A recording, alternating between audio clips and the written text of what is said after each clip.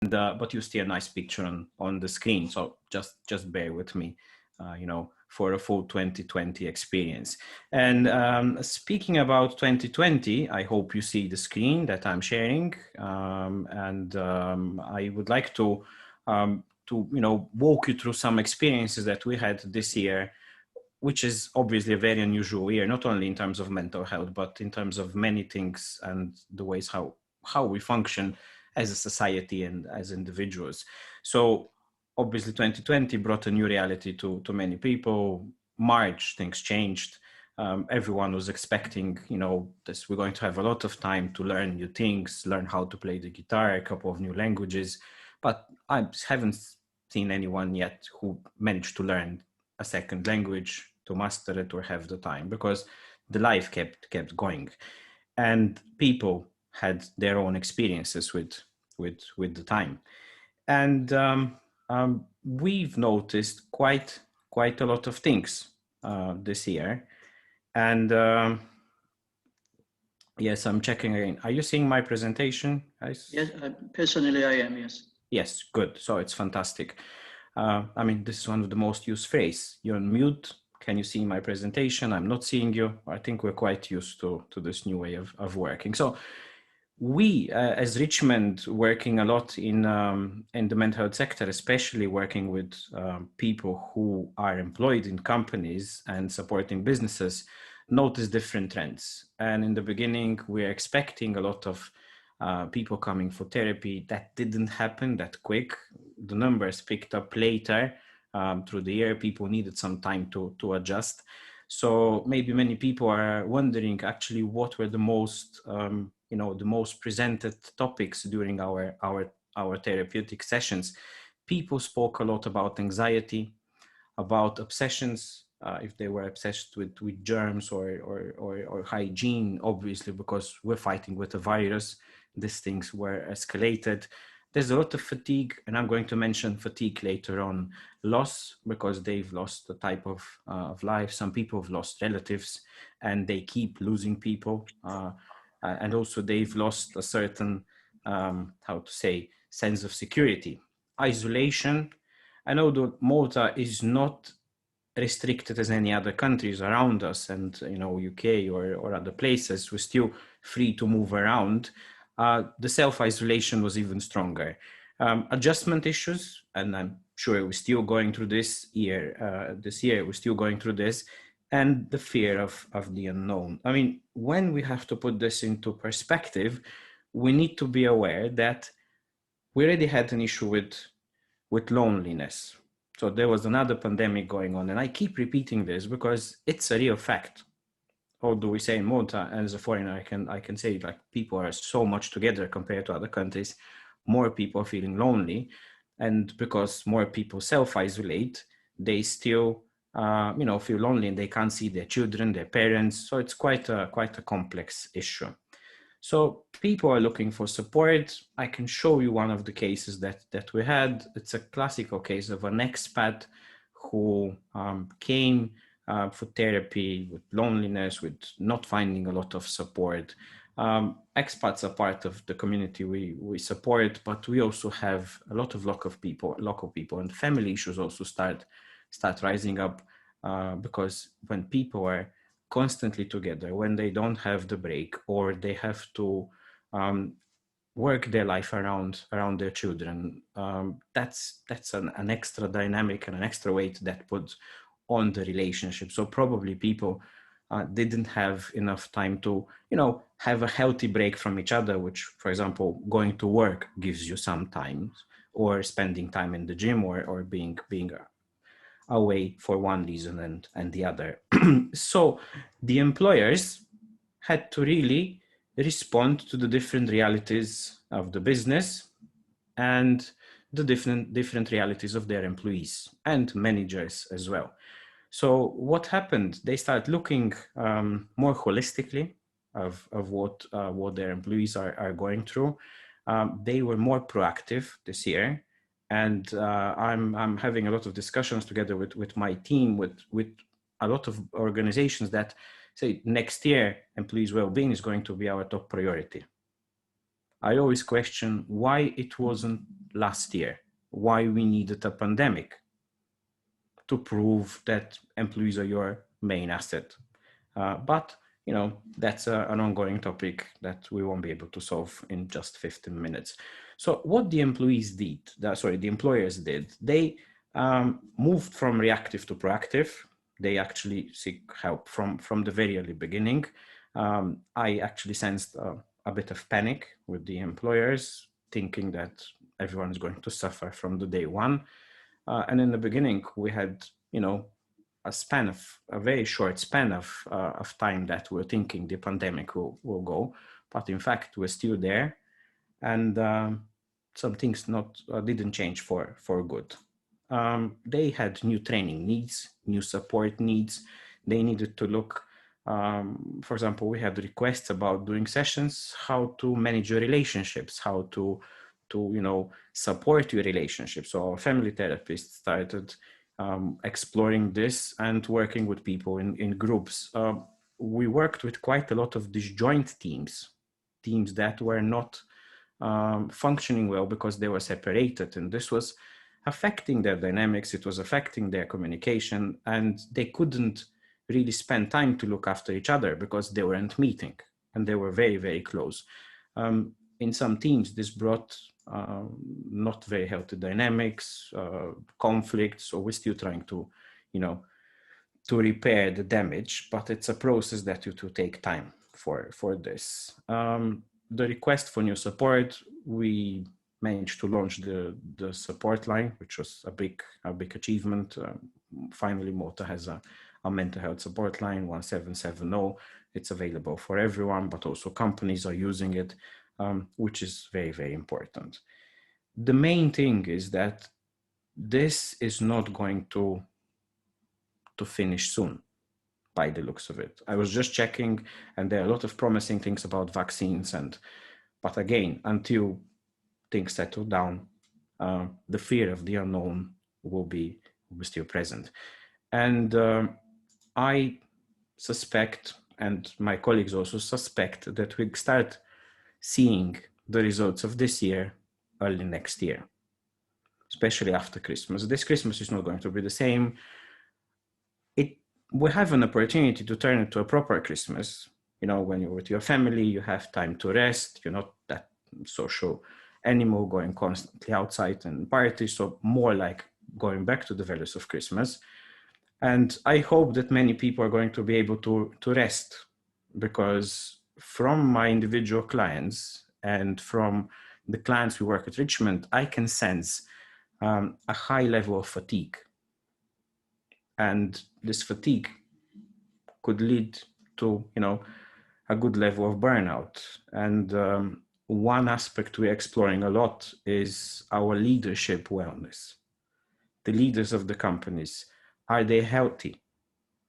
Are they still fit to lead the business? So that's a potential risk. One thing we would like to focus more, and we are focusing already with some of the organizations we work with, is doing a psychological risk assessment. Not only measuring the risk and the stress levels, but looking into what processes, which of the processes in the company can work better in terms of not damaging employees' well-being, what can be improved, what needs to be changed. And I know organizations went through a lot of change the last few months in terms of processes, in terms of how they manage. But we're trying to drag data from the organizations to see what can be done better in terms of protecting the employees. And we are also focusing on identifying what are the protective factors. What can protect our business from getting psychologically damaged, which means a certain amount of the employees of this business having psychological problems, and not necessarily mental illness. I didn't mention mental illnesses so far because it's too early to say how many people got mentally ill, but we know that many people had mental health problems. And the difference is that one is an illness, which is diagnosable, and the other one has some features of an illness, but it's a problem that many of us are going to pass through. So the businesses, together with all the stakeholders, the employees association, the unions, need to see what will protect the well-being of their employees. So that's where we're very interested to look into. There are various options that we're exploring, some researchers or gathering data from, even from groups within companies. So the business can see where they need to invest to protect the well-being of their business and their employees. One of the initiatives we have, it's called the Healthy Minds Work. That's a support program which is very well established, and research is part of the program. Something positive that COVID brought to us and Malta as an experience is a new version of the mental health first aid course, and I'm happy to say that businesses actually were requesting for this. We managed to launch a blended course, so we continue the education of mental health first aid with minimum risk to the employees, actually zero risk to the employees, because part of the lectures are to a learning management system and the rest are happening online through Zoom, and we're finding very good results there. Companies continue to invest in the education because the purpose of mental health first aid is to support the internal structure of identifying problems at an early stage and refer to help. And that was a very positive experience for us. Many things can be said about what else can be done. We don't have a lot of time, unfortunately, but my message will be: look after your leaders, look after your employees, make sure that you're more mindful about the realities of people around you. An example is parents looking after their children when they're homeschooling. So that can happen again, because if the numbers go up, we'll be locked at home, and this is going to have very, very negative effect. And be more mindful, take care of your employees, and take care of yourself. And if you need help, Richmond Foundation is always available to help in any possible for us way. Thank you. Dragan, thank you very much for that very apt and timely presentation. I'm going to move swiftly on because I'd like to make sure that we are in time and that by 4 o'clock we finish.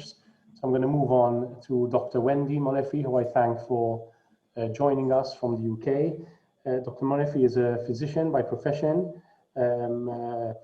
She calls herself the Mindfulness GP, and we will find out why during her presentation, but she also specializes in menopause, and I think that we will find her presentation on this subject in particular very interesting. Wendy, if you want to start sharing your screen, it's over to you. Thank you. Okay, thank you, Mark. I'll just bring up my slides.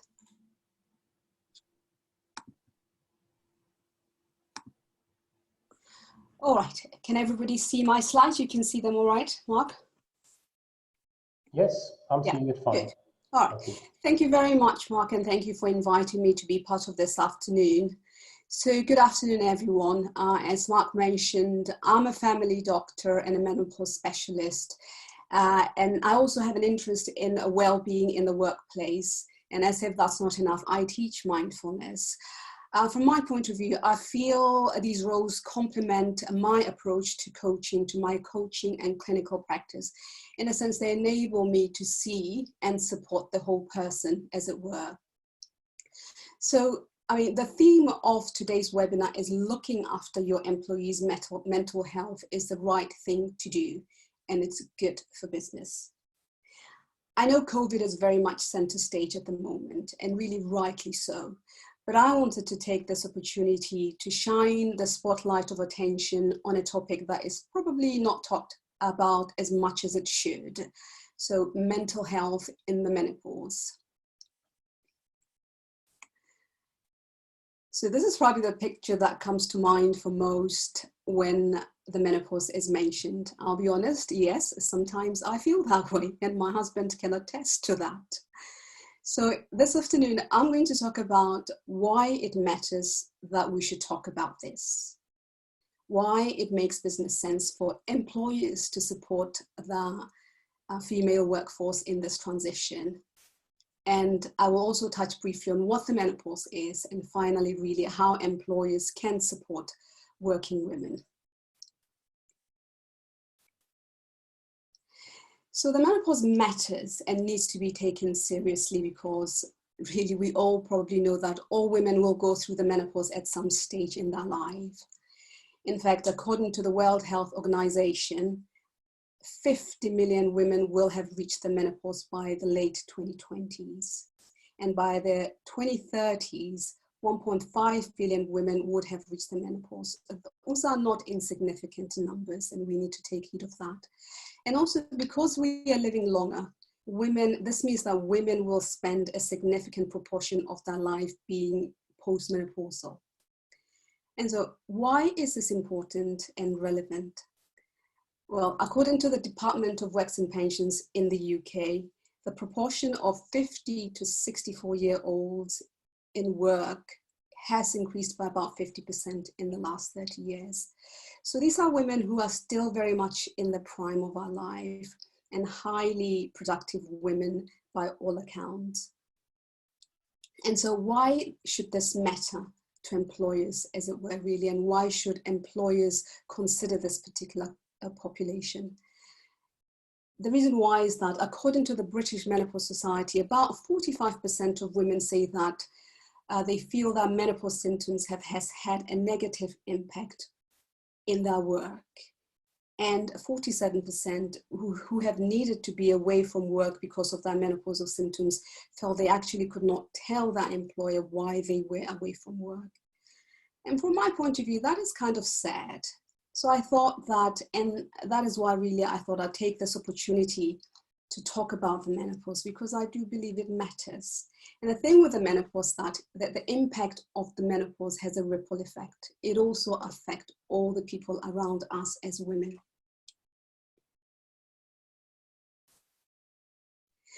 So what is the menopause? So essentially for most, the menopause is a natural physiological transition in a woman's life where they stop having their periods because their ovaries have stopped working. It marks the end of their natural reproductive life. And that in itself is actually a big deal for a lot of women.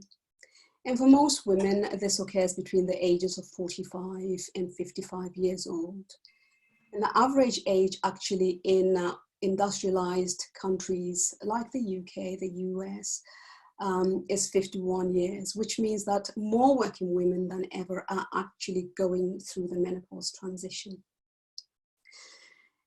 And what happens is, as a result of hormonal fluctuations that happen in the menopause and the decline in estrogen levels, women experience a whole raft of physical and psychological symptoms.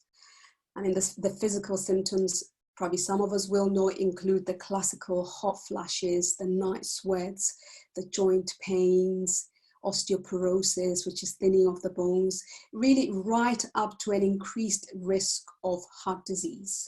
So this does have a serious impact on women's health.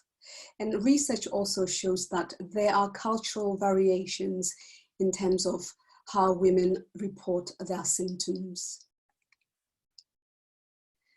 So in the context of this afternoon's webinar, I wanted to focus on the psychological symptoms in particular, because women find that the psychological symptoms of the menopause are most distressing and difficult to cope with. And these include the anxiety, depression, the mood swings, more often than not because of the hormonal fluctuations, irritability, and more often because of lack of sleep. That might in turn be because of the night sweats, hot flashes in the night. And a lot of women talk about this brain fog, which essentially entails having poor concentration, struggling to focus, and just the sense that they don't feel as sharp as they used to be. That kind of lost their mojo, if you like. So what is the impact in the workplace? really as a consequence of both the physical and the psychological symptoms, then menopause does have a significant impact in the workplace, causing women to take time off work because of their symptoms. There's reduced productivity as a reason as well, reduced job satisfaction. Women also report time management issues because they're not as focused as they used to be.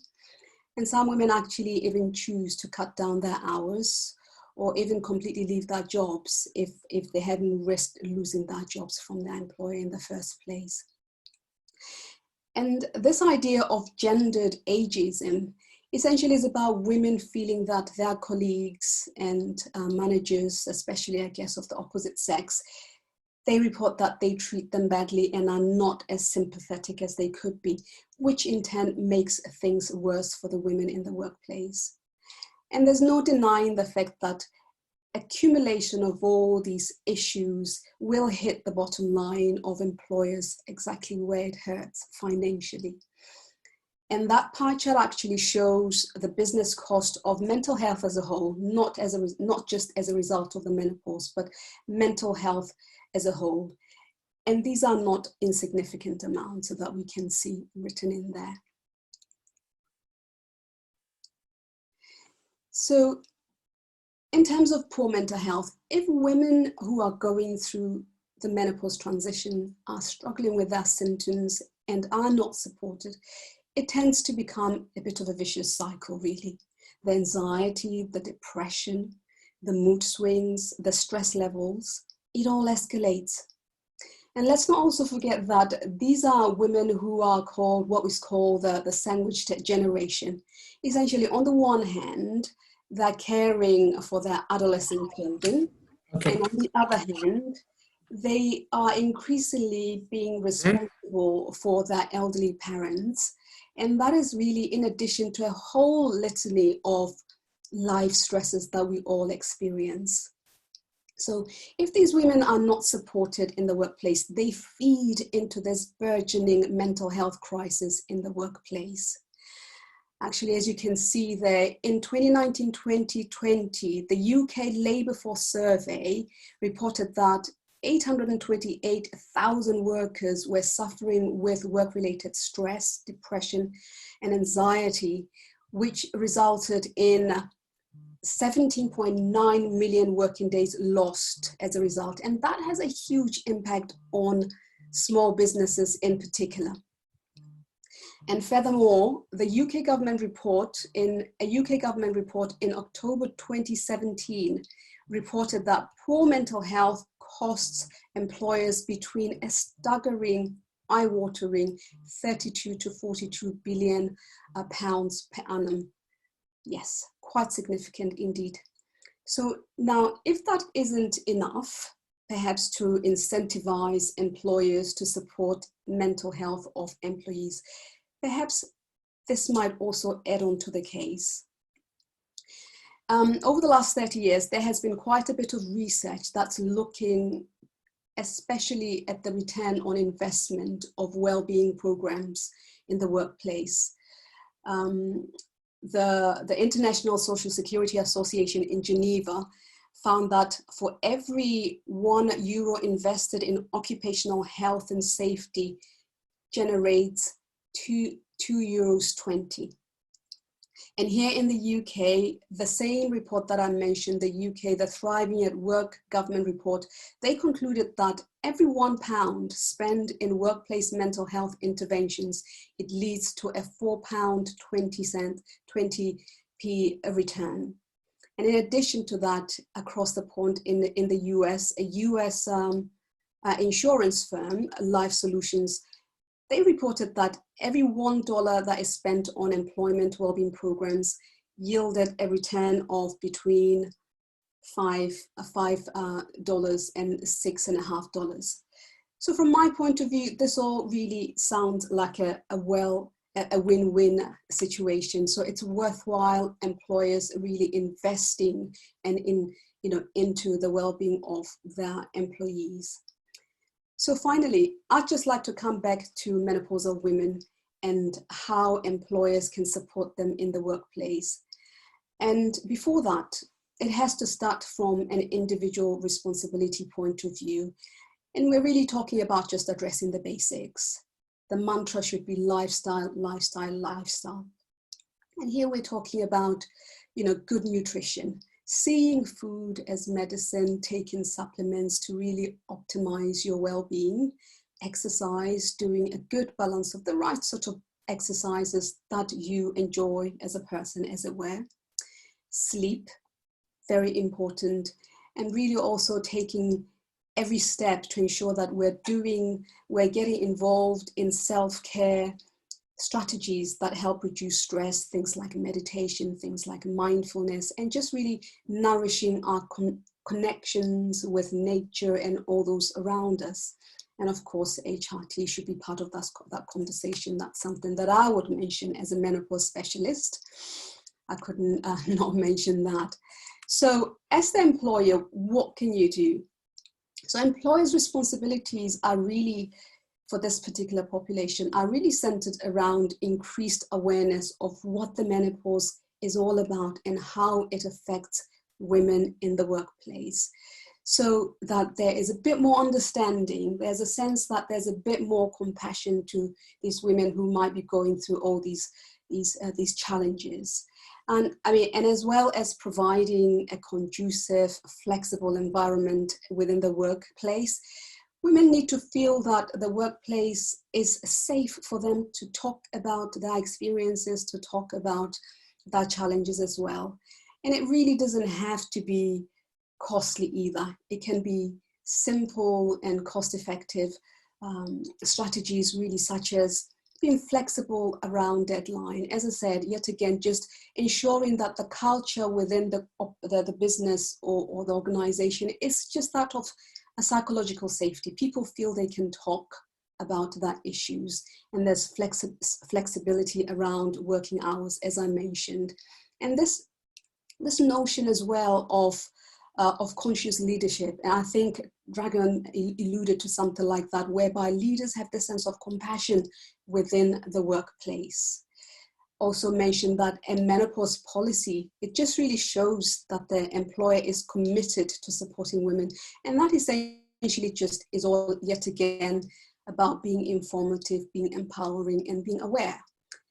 I put there menopause champion, and that really may be somebody who is more versed in the topic, as it were, who is available for women to talk to, as well as for the employer to seek advice from if necessary. So from my point of view, winding this down, the menopause matters because it affects many working women. And employers need to know about it and to know that it actually has an impact, because this population does feed into the mental health crisis. And they need to just keep that strategy simple and cost effective, because after all, we all know that a healthy workplace is very much a profitable business. Thank you. That's where I'll leave it. Wendy, thank you so much for that very interesting presentation, and very insightful presentation as well, particularly, I guess, for us men who will always find it difficult to identify with these issues. And it really is important part of mental wellness in general, that people and employers are ready to try to understand any issues, the menopause being one of them, from the point of view of the employees. Thank you so much for that. And I see that we've received some positive feedback on both presentations already in the chat, so thank you so much. So I will share my screen now before introducing Joe Farrugia, who is the Director General of the Malta Employees Association, one of our partners in this journey that we have undertaken to help businesses become more aware of mental wellness issues and what they can do to improve the mental wellness at their workplace, and as a result of that, improve also the performance of their companies. So Joe, welcome. Thank you so much for being Good afternoon. part of this and for encouraging the MEA to participate in this project. So why is the MEA, Joe, giving such importance to mental wellness at work? And what practical role do you think social partners can play to bring this issue more and more to the forefront? Well, I think that, can you hear me? Yes. Yes, okay. Well, I think that this issue is certainly important to employers. As the title of the seminar says, it makes business sense. But not only that, of course, there is also the human aspect.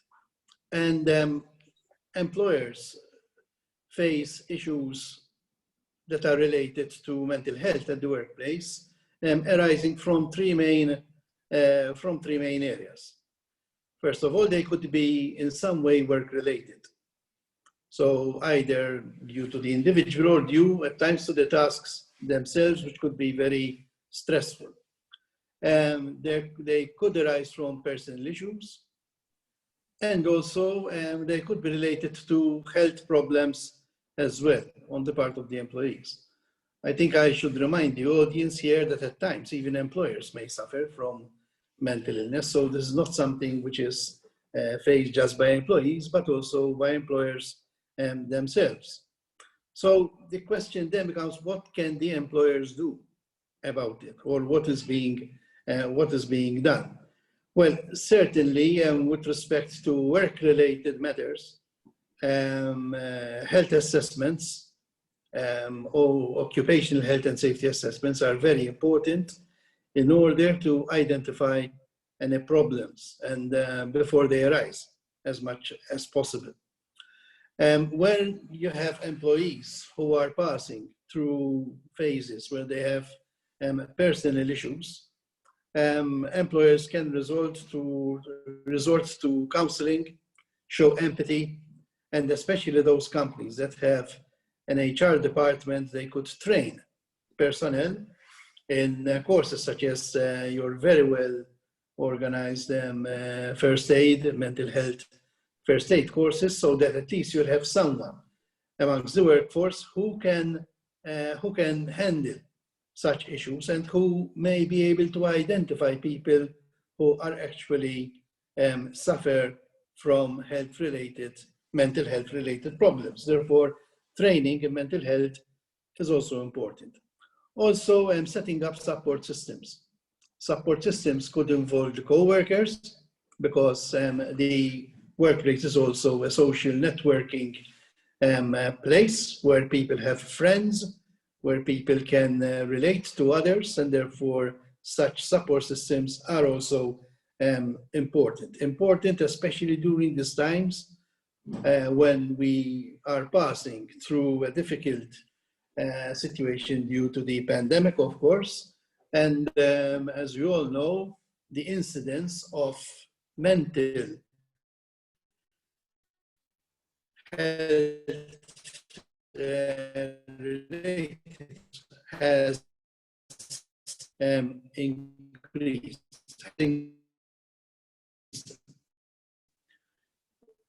One of the, I think, the fact that many people ended up locked up and that they had day-to-day contact with friends at the workplace, and then all of a sudden they had to work from home, I think it affected some people very badly, especially those who don't have well-established social networks outside of the workplace, or who don't even have family, such as expats.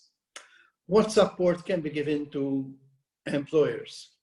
Well, certainly employers need expertise, need expert advice, need expert help from organizations such as yours in order to create the necessary awareness.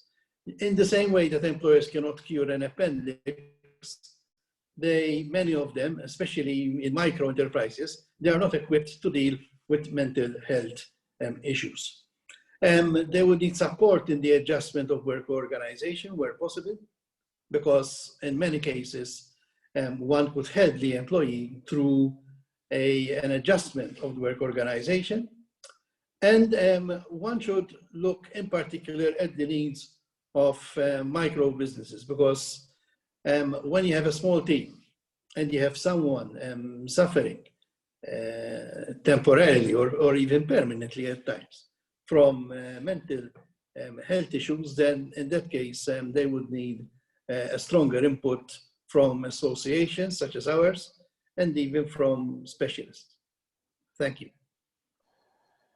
Joe, thank you very much for that perspective. It is really encouraging to see the Malta Employers Association give such genuine importance to this topic, together with our other partners, the General Workers Union, representative of employers, and the Chamber. So thank you so much for the way that you as business leaders put behind this topic. I'm going to ask now, well, Joe, Wendy, and Dragan, of course, welcome to stay and participate in the panel. But I'll introduce the wider panel now of experts that we have, who will answer a couple of questions that I have, and then we will open the floor to questions. I already have some questions which are coming in from the audience, which I will pass on to the experts. So any questions, please feel free to write them into the chat, and I will pass them on to the speakers and panelists during the discussion. So we are now joined, and I welcome everyone, by a very distinguished panel. Viviana Premazzi is our expert on intercultural communication, diversity and inclusion. Welcome, Viviana. Dr. Matthew Brinkart is a partner at Ganado Advocates, an expert in HR law. Welcome, Matthew. And David Spiteri-Gingell is an independent management consultant. Welcome, David. David has experience managing organizations, large organizations in both the private and public sectors, so his perspective on this will be very interesting, besides his own personal experiences, so we look forward to hearing David. Michaela Fenech-Pach is an HR consultant and executive coach with a lot of experience running the HR department of large organizations. And last but definitely not least, Doris Samut-Bonici, who besides being the managing director and co-owner of Greenskip Services, so herself an employer, is also the president of the Malta Employers Association. So once again, thank you to the MEA for the commitment you are showing towards this really important topic. So if I may, Matthew, I'll start with you. What is the legal framework which regulates mental wellness at the workplace, if there is one at all? And are companies and employees even aware that mental wellness is a health and safety issue? And maybe you can add on to this some of your own experiences related to issues you have dealt with in your professional work, which relate specifically to mental wellness at the workplace. Hi, Mark. Good afternoon to everybody. It's obviously good to see a lot of familiar faces. Look, we can easily say, and the fact it is the fact that the legal regime to apply here would be the general health and safety regime, which in fact Joe has mentioned, which is the Occupational Health and Safety Act and basically the rules under it. However, there is a general implied rule, which I think that some people tend to forget. And this rule is that even if there's nothing anywhere in any law specifically in relation to stress, and even if there is nothing specifically in relation to the issues we are dealing with, because these health and safety laws were effectively drafted with the background of an industrial scenario behind them. So you find rules on, for example, the exposure to chemicals, but you might not potentially find specific rules with stress. What I want to highlight is something which sometimes people sort of tend to forget, and that there are a number of so-called implied rules when it comes to an employment relationship. And one of these implied rules is the so-called duty of care. And this duty of care has within it, this, let's call it an unwritten rule, similar to what the British are used to with this, with their unwritten constitution, where effectively there is this rule that every employer has the duty of care for his employees. And this is something which, even in a court of law, I mean, you can just wake up and actually go and enforce it. So I don't think there is need for any specific law in this circumstance. That being said, this is a reality. We have come and we have departed, I think, at the beginning of my practice. If I have to look back at least in 10 years, there was a lot of disbelief. There was a lot of debate as to whether stress is real, whether the repercussions of a person passing through stress are in fact something which is real or is just some figment of some doctor's imagination. The problem that we were encountering was, and I'm sure that Joe can relate to this, is that a lot of employers were tending to play doctor. And they were saying, what do you have exactly? I mean, stress is what? And they keep on trying to dig to find something else. When in reality, we're all stressed. So it's still a matter of how that stress then develops into other things, exactly like Dragan was mentioning. The fatigue, the actual symptoms which can then and do result in various anxieties and other things which can then become a complex issue within the workplace. Now, legally speaking, what I can tell you, Mark, is that the number of issues that we are now facing when employers obviously call me by saying, not for me to help them from a medical perspective, but generally speaking, their approach is, I have a problem with this employee, he is not performing, what shall I do?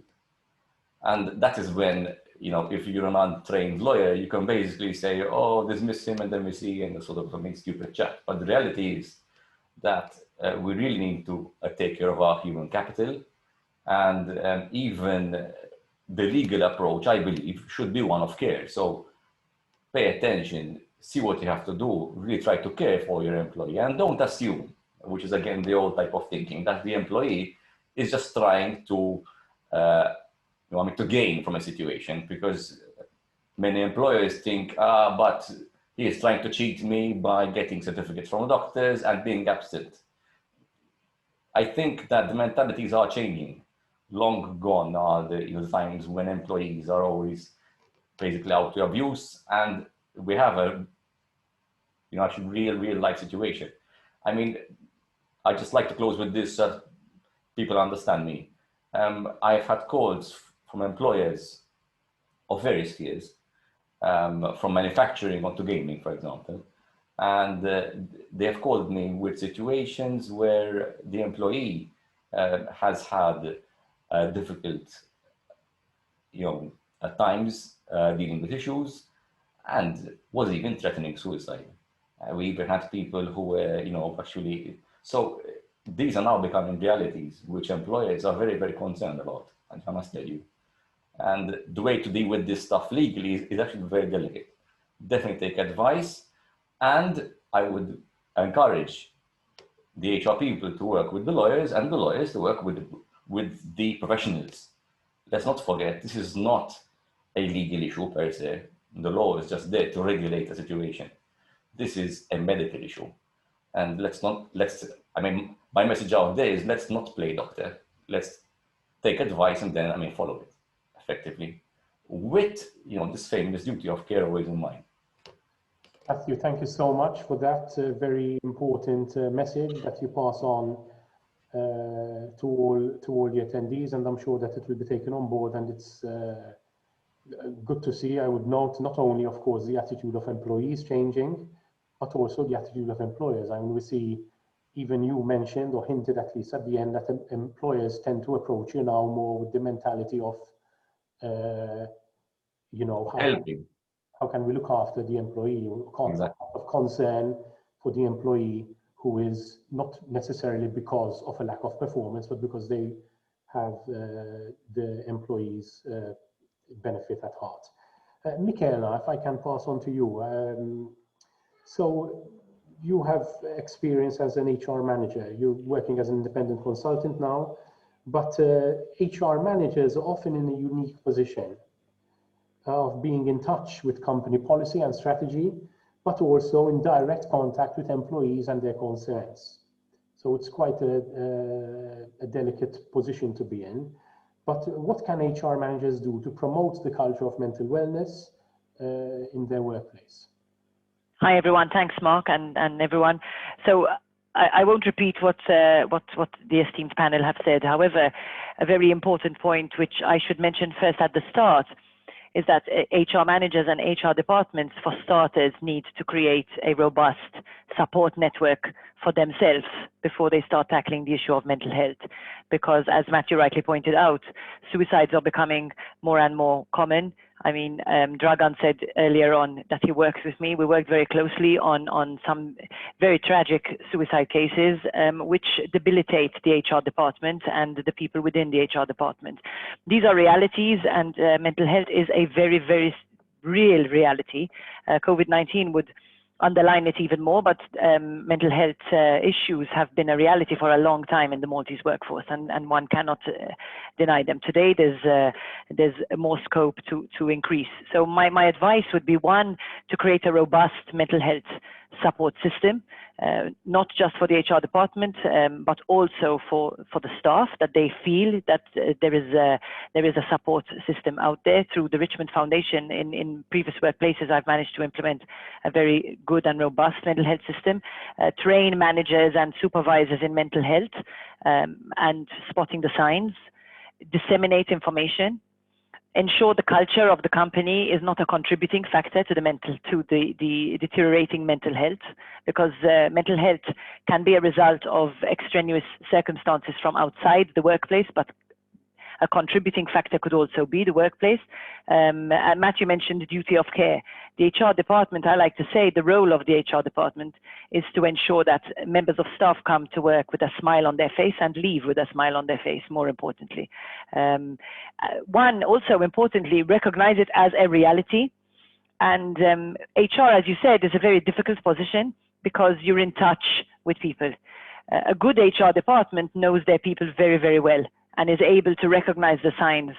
However, in some cases, you don't always recognize the signs. I mean, there are cases, for example, where we have, together with the Richmond Foundation, have had to rewrite complete policies on dismissal because they were as a result of, for example, usury, or a result of alcoholism, a result of drugs. So there's a lot that comes into play, and an HR manager is an expert of sorts, but not an expert when it comes to these things. So this is really the reality. Ultimately, the last point I wanted to mention was that one cannot underestimate the effect that not only the individual's mental health has on the company and colleagues, but also the family's mental health. So in COVID, for example, the company I was working with at the time actually extended its support to some family members, because as a result of that, we were able then to retain the member of staff ourselves. And the support also to colleagues. We've had cases where we've had group sessions by Richmond, for example, especially post-suicide, for example. That really has a great shock and effect on the staff. So that's my bit. I know we're close to the time. Thank you so much. Thank you for that, for that experience you shared with us. I'm going to move swiftly on because we only have 10 minutes left. As I said, I'm committed to closing this on time, and we have 3 more panelists at least that I'd like to hear from. David, if I can turn to you, of course, you have a lot of experience at very high management level leading organizations, and normally we think of mental health as affecting employees, but what about senior management? And it's lonely at the top, right? They say. What if senior management are dealing with mental health issues of their own? We know that you are very vocal about these issues, even your own personal. What has your experience been with leading organizations? And we know that you have done so very effectively. Okay, just for the audience, just to know a bit about me, I'm bipolar. Diagnosed in 2000, I committed suicide twice, one in 1990 and one in 2014, one of which I spent around a week in a coma. So I do have an understanding of what mental health is. And I think, I think there are, I believe the first point, and I learned this, I was running an organization at the time of around 90 people. The first point is, whatever, I was the CEO, right? Is inform your boss. Let your boss know, let your boss know that you have a condition. And I learned this in 95. I disappeared for a couple of weeks because I was going through a very bad time. I just disappeared, and instead of being sacked as I expected to be, my boss just embraced me and said, listen, we will work this out. And ever since then, I always made it a point to inform, either while I was running organizations, to inform my boss, or now today, where I'm an independent consulting, informing or letting key clients know that I am bipolar, so that any disruptions that do come, and they do come, they understand that it's not me being negligent or whatever. The second major incident that then, which will lead me to your answer, is that when I was running a larger organization, it had something over 350 people. My PA, after a year, my boss knew that I was bipolar, but those were the days where stigma was, I think, more accentuated than it is today. And my PA came on me after around 12 months and said, David, you're creating havoc. You're just creating havoc. And you have people in your team who no longer want to work with you anymore. And that made me, obviously it made me stop and think. And I realized that, being in my position, I cannot not be open with people who work with me. That was the major second milestone, so to speak. So I had called a team meeting, and basically I let them know who I am, what I am, why I act the way I act, and then collectively we came up with a system where we all could function despite the limitations that I brought with. And thereafter, in every organization, I spent around 8 years in this organization, and then I took a larger organization with over 1,700 people.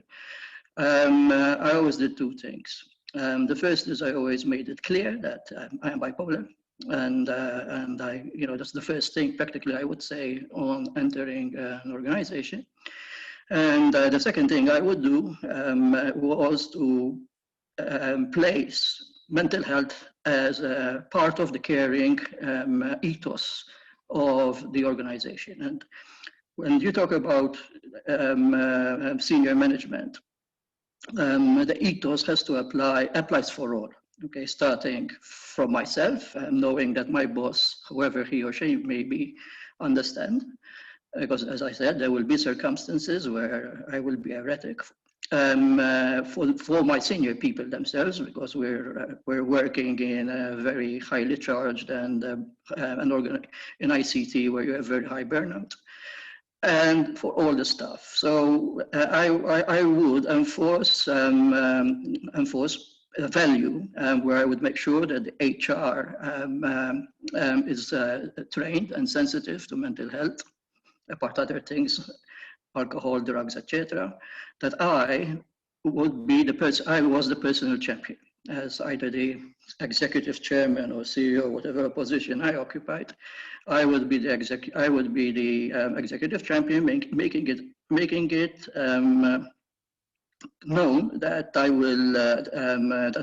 would provide all the appropriate support that the organization could offer to make sure that the person going through mental health would find the solace and the strength to continue. And that included, from seminars to personally inviting them to my home and their children, because as you said, the issues are not necessarily the employee, it could be the family, it could be the child, and I've been there. to making sure you have clinical psychiatrists and social support, etc. Yes, it is lonely, but sometimes we make it harder for ourselves. And of course, it is very difficult to be a CEO where you have a mental health condition, whether it's inherent or whether it develops, and you are not open with your boss. I mean, your life is going to be obviously so much more harder. So I would strongly recommend that there is openness. I think there is much more willingness nowadays for understanding. And if you are in a leadership position, that you make sure that the soft infrastructure of the organization is attuned to mental health as much as it is attuned to drugs, etc. David, thank you so much for that very personal experience. I think it was, you had us all, on the edge of our seats listening to that. And I think it was a really good example of how mental health issues, when dealt with openly, can help people achieve anything, and even lead large organizations as you have done so successfully. Very quickly, we have 2 more speakers I'd like to hear from. The questions that you ask, I will make sure that they are addressed, and I'll try to circulate some answers by email because I want to finish on time, as I said. So Viviana is our intercultural communications expert. Very quickly, Viviana, how much more difficult is it for expats to deal with mental health issues? Yes, thank you very much, Mark, and it's been an honor to be in these panels. And when we come to discuss about expat, as also Dragan already mentioned, there is also something that in literature has been discussed a lot. This is a double absence or the double presence of an expat. Actually, they are like presence in 2 countries, in the country of origin and the host countries, or they are actually absent from 2 countries. So they don't have the support of the community of origin anymore, and they don't have the social support in the host country. I think this is an extremely important issue to consider, and we have seen this more and more during COVID, how many expats realized actually they didn't have that support network that they thought about like having. And so also this is why a lot of migratory projects, let's say, change. And so now we have, yes, of course, like people, maybe they lost the job, but also people that even if they don't have, they are thinking about like coming home or going to spend like more time with their families. And so something is changing. And I think what is really important so for HR to take into consideration is something that was already mentioned with, let's say, for all the employees, but even more for expat and migrants, I would say, is to try to have uncomfortable, what are called uncomfortable conversations. So try to know them and try to know what everything that is going on in their situation and in their family situation, what is going on in their life abroad and in the life of their families. Try to don't have prejudice or make assumption like the migrants, the expat, they just come to Malta for 2 years. But why? And especially nowadays, why they can stay only 2 years, or why then they come maybe from the Philippines that they want to take holidays for 3 months, or so all these assumptions that actually we make because maybe we don't know their situation, or we haven't been like expat or living abroad, so we don't know everything that comes together with that choice. And the third point is something that probably, if we consider mental health, we should have with all our employees, but also building trust. And so building trust, and also I would say in this challenging time, try to be more flexible and trust your employees. If temporary, maybe they need to go back home, to go to their country of origin, to visit their families, or if they're asking for something more, if you can like make this small adjustment, and if you trust them, this is something you should consider. Viviana, thank you for that. I'm going to pass on quickly to Doris, the president of the MEA, business owner. Doris, we talk about employees, we talk about management. What about business owners and their mental health? Who is worrying about that? I guess everybody's worrying on his own as business owners go. In this environment at the moment, there are some businesses that have maintained their pace or slowed down a bit, but there are other business owners who are completely lost. today, while talking with some associates, they say that there are a group of businesses who won't survive this year. And this is, when you say a business doesn't survive, it means that they would be going at full speed when the pandemic hit them. So they'd have loans out, they'd have put their home in the picture, they'd have maybe a 5 million cash point, and then they would increase that to more, to what we call risk money, and get some more from the bank. And now they will be at a total loss with something tied around their neck, just being afloat. But I don't want to be that negative. One of the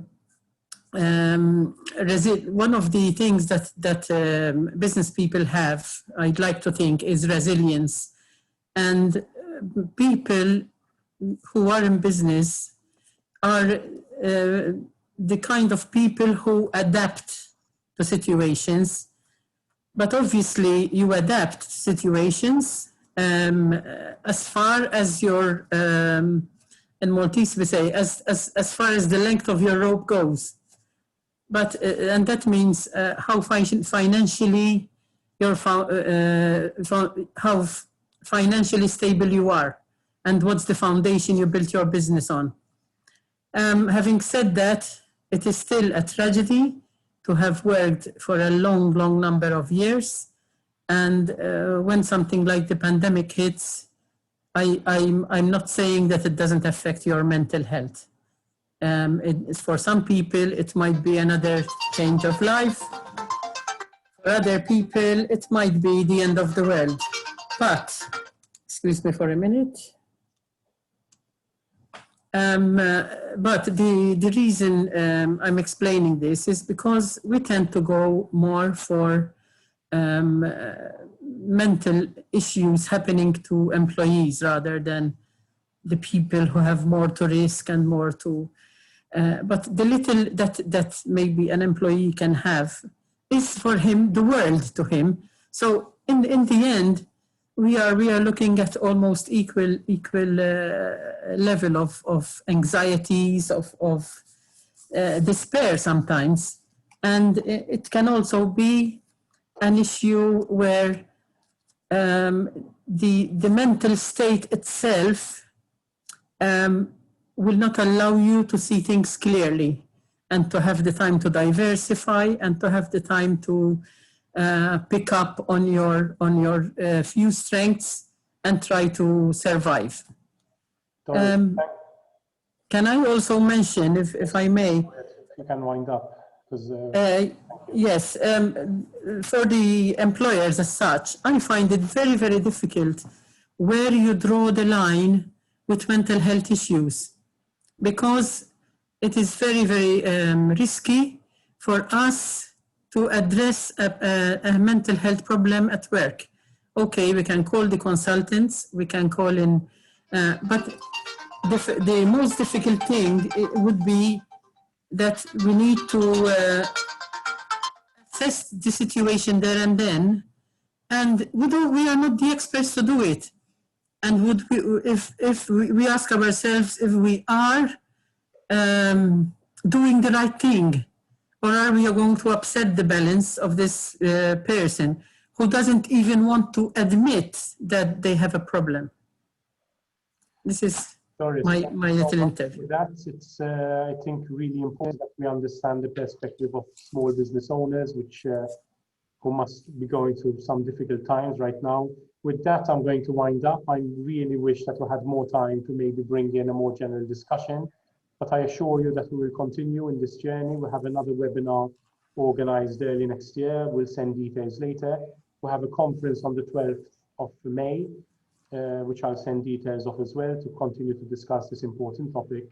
And with that, I wish to thank everyone for attending. We have nearly 100 attendees, and all our panelists. Thank you so much, and have a good rest of the evening to everyone. Thank you.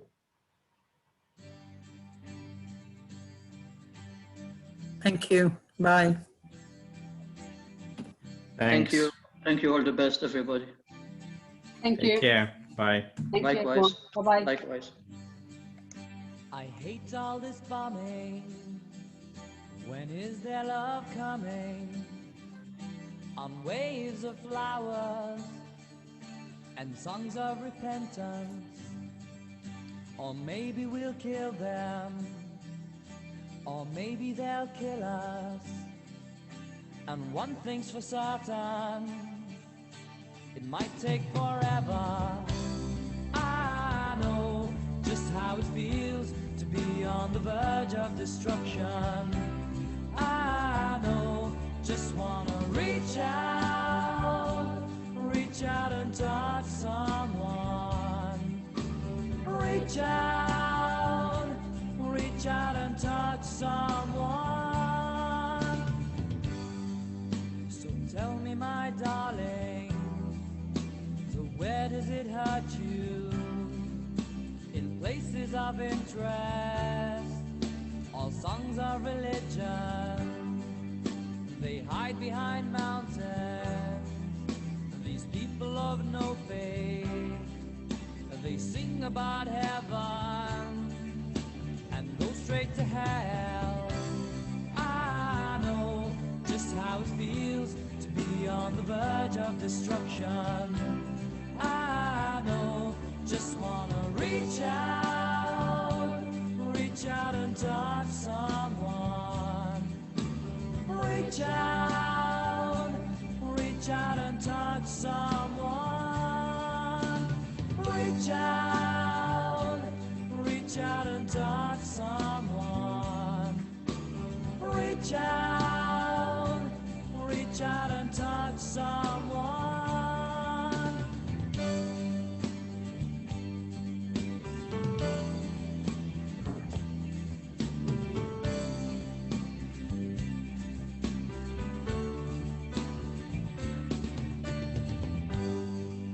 I sing for my supper, I wish for a daughter.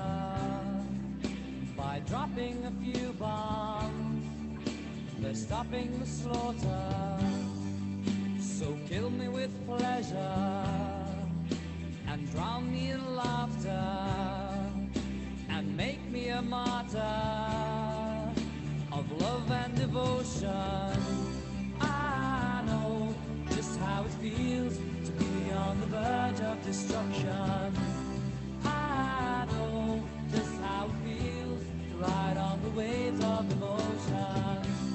I know, just wanna reach out and touch someone. Reach out and touch someone. Reach out and touch someone. Reach out and touch someone. Reach out and touch someone. Reach out.